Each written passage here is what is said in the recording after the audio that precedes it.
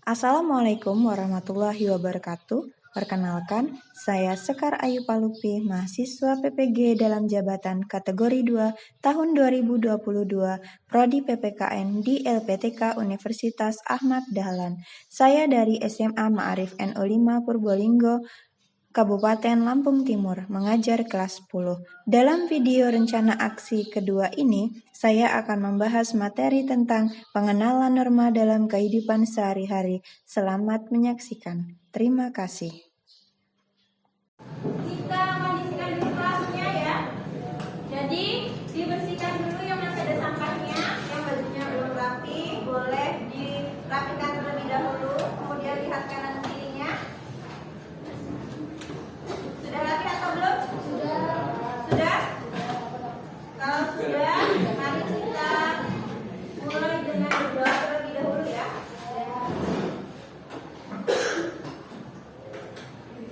Siap, gerak. Doa mulai.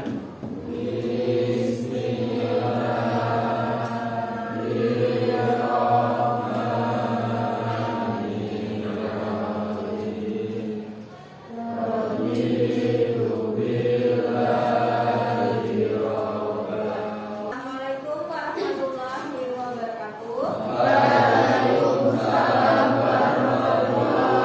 wabarakatuh. Apa kabarnya anak-anak hari ini? Alhamdulillah sehat semua ya. Walaupun tidak hadir, siapa ya yang belum hadir? Siapa yang belum hadir? Elsia, terus siapa lagi?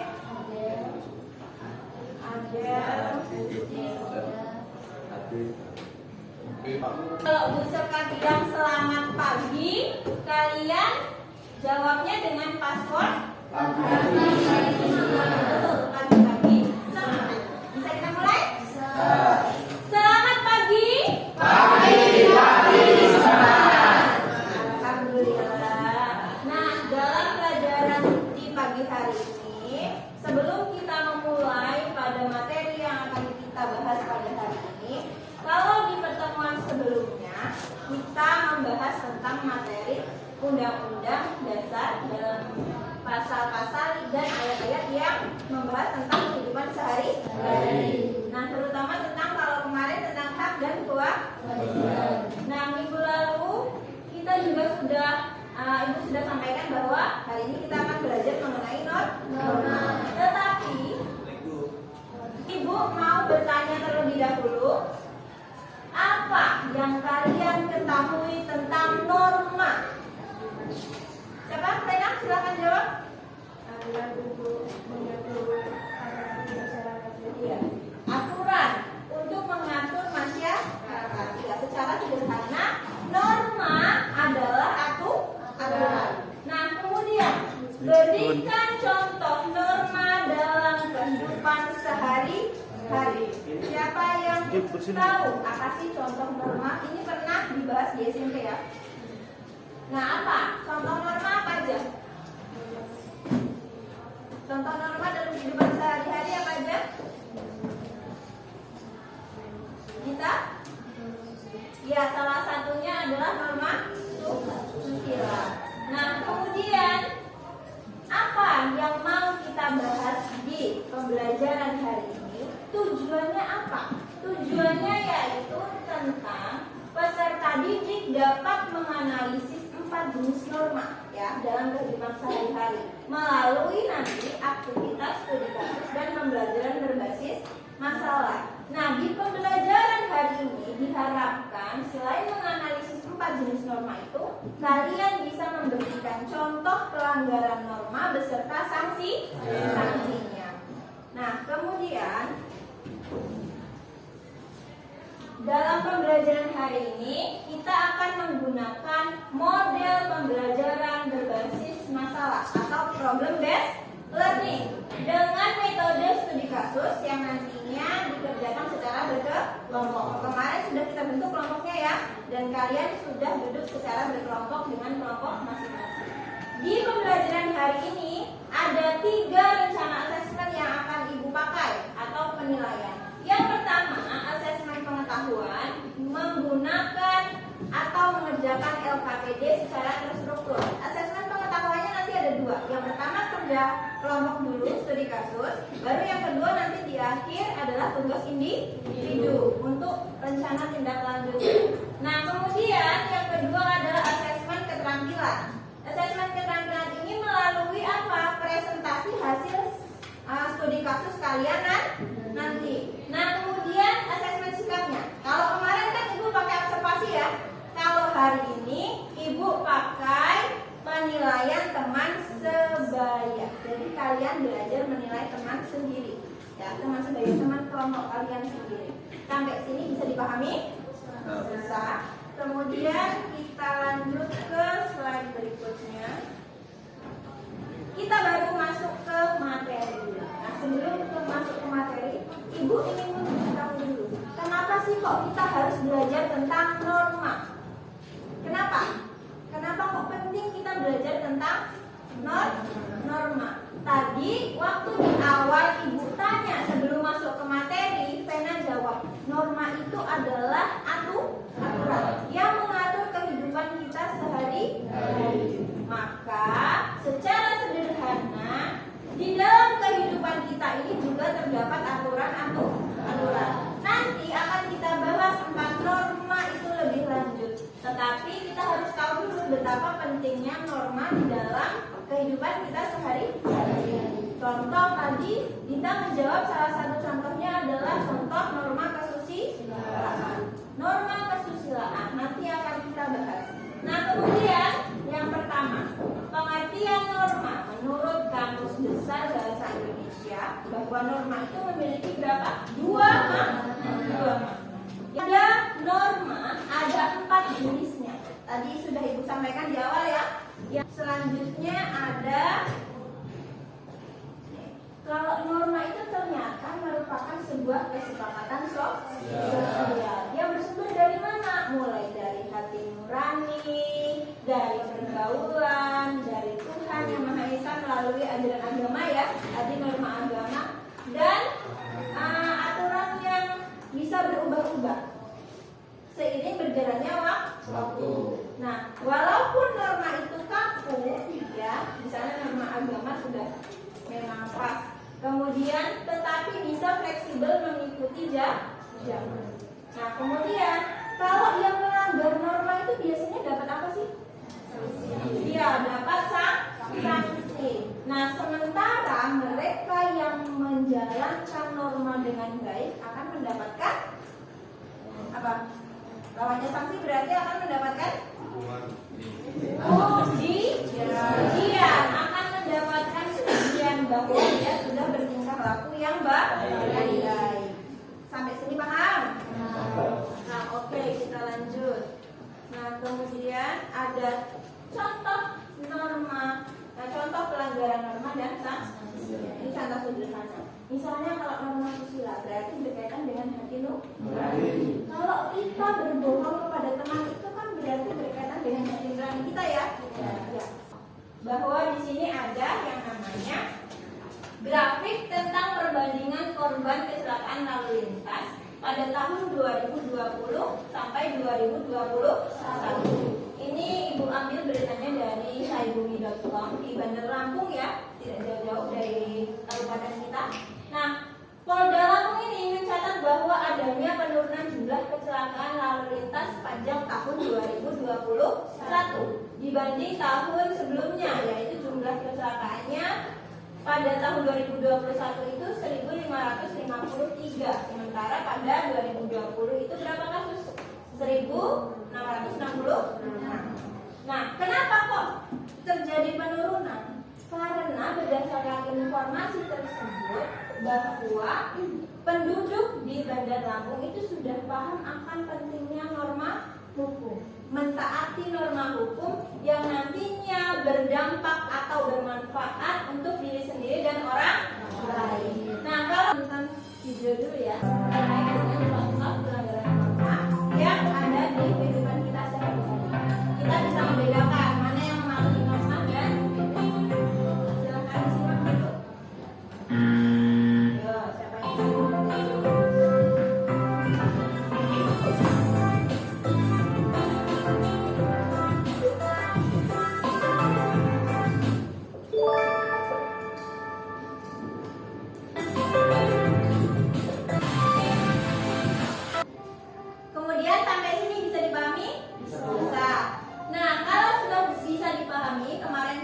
bagi kelompoknya. Nanti Ibu bagi LKPD-nya ya.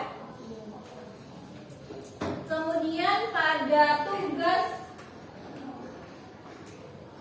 tugas kelompoknya yaitu mengerjakan 2 pertanyaan. Kemudian yang pertama adalah pengertian norma menurut KBBI ya. Yang kedua memberikan contoh kasus pelanggaran norma dan sanksinya, kemudian dianalisis. Bagi langsung aja ya.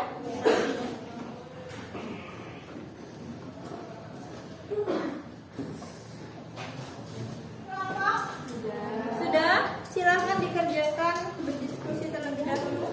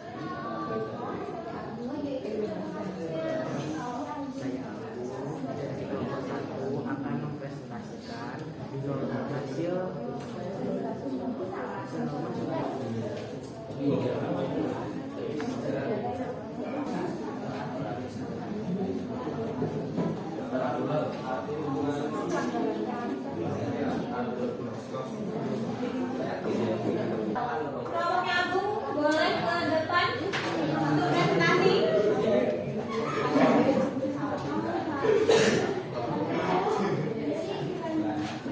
Assalamualaikum warahmatullahi wabarakatuh. Waalaikumsalam warahmatullahi wabarakatuh. Kami perwakilan dari kelompok 1 akan mempresentasikan hasil studi kasus kelompok kami tentang norma susila. Menurut KBBI, norma memiliki 2 makna. Pertama, ia sebagai aturan atau ketentuan yang mengikat warga kelompok dalam masyarakat. Ia dipakai sebagai panduan, tatanan, dan pengendali tingkah laku yang Peristiwa yang lebih ironis terjadi di Bone, Sulawesi Selatan. Seorang siswa tampak santai mengeluarkan telepon genggam dari helm miliknya, lantas memindahkan jawaban tersebut di lembar ujian. Tapi tak semua pengawasan membiarkan aksi siswa yang melakukan kecurangan tersebut. Ada beberapa siswa yang ketahuan melakukan kecurangan langsung digiring ke ruang pengawasan ujian nasional. Ketika peristiwa pengawasan menemukan jawaban ujian di ponsel siswa dan sebagian lagi berupa guluan kertas jawaban. Sanksi yang akan didapatkan peserta tersebut, peserta ujian yang melakukan pelanggaran berat akan dikenakan sanksi, dikeluarkan dari ruang ujian dan dinyatakan mendapatkan nilai 0. Untuk mata pelajaran terkait oleh ketua panitia, tingkat satuan pendidikan peserta tidak berhak mengikuti ujian nasional ulangan mata pelajaran tersebut. Sekian presentasi dari kami kelompok 1. Apakah ada yang ditanyakan di kelompok lain? Ada.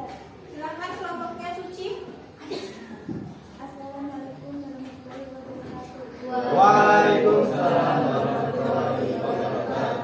Saya Suci Sari ingin bertanya, selain sanksi dari panitia ujian nasional, adakah sanksi lain yang diterima?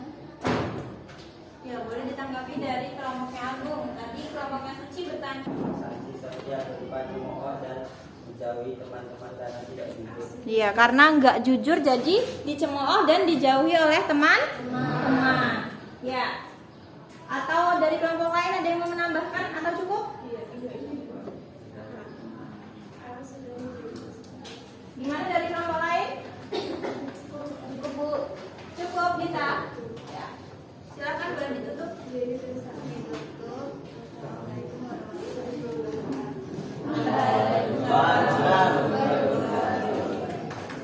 Kita kasih aplaus untuk kelompok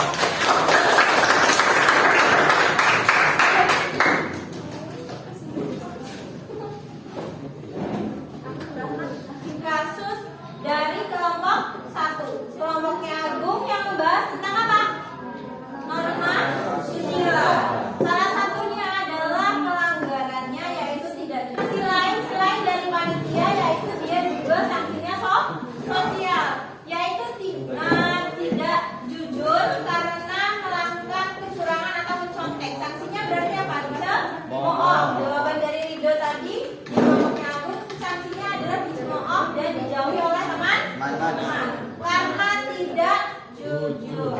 Kemudian ternyata kasusnya itu dekat dengan kegiatan kita sehari-hari. Nah, kemudian dari pelajaran hari ini, apa yang bisa kita simpulkan untuk pelajaran hari ini? Silahkan Egi simpulkan untuk pelajaran yang didapat hari ini. Dari materi ini. Dari pelajaran hari ini, yaitu norma kesusilaan, norma kesopanan, norma agama, dan norma hukum. Ya, norma kesusilaan, norma kesopanan, norma agama, dan norma hukum. Ternyata kita refleksi terlebih dahulu. Dari materi tentang norma, dari pelajaran hari ini, apakah kalian senang? Rasanya senang karena sudah melakukan aktivitas apa? Melakukan studi kasus. Terus apa lagi? Ternyata studi kasusnya itu tidak jauh-jauh dari kegiatan kita sehari-hari. Kemudian apa yang didapat dari pelajaran hari ini? Apa Bib? Habib? Bisa mengenal Ya, bisa mengenal macam-macam norma. Tugasnya kalau individu apa? Mengerjakan 4 soal esai yang akan dikumpul di pertemuan selanjutnya. Nah, sama seperti kemarin ya. Nanti tugas individunya dikumpul di pertemuan selanjutnya. Tugasnya ada 4, yaitu nanti dikerjakan di kertas atau di buku latihan masing-masing ya. Kemudian hari ini waktunya sudah mau habis. Marilah kita tutup pelajaran hari ini dengan mengucapkan lafaz Alhamdulillahirobbilalamin. Nah, sebelum pelajarannya kita tutup, kita berdoa terlebih dahulu ya. Silahkan Sabta pimpin doa untuk hari ini. Siap.